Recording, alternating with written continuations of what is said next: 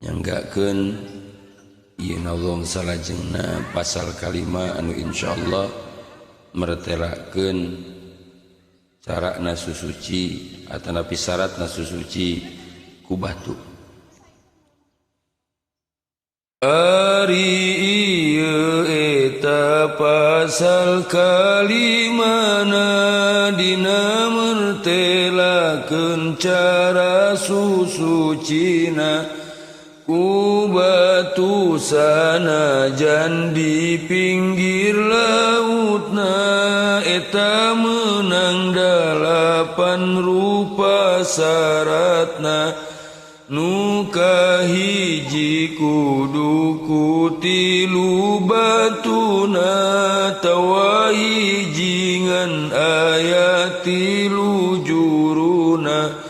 nu kadua kudu bersih tempatna nu katilu teu acan garing najisna anu kaopat henteu pindah najisna tina tempat tumiba waktu bijilna kaliman teu datang najis sejena kana najis anu bade diusapna nu kagenep henteu ngaliwat najisna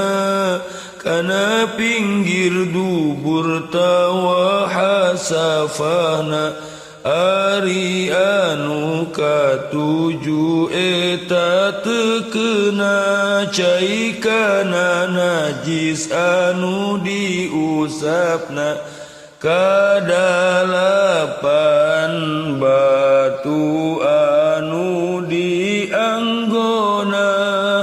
kudu suci ulah nu mutanajisna tasakitu pasal kalima bunyina he barudak kudu rajin ngapalkeuna.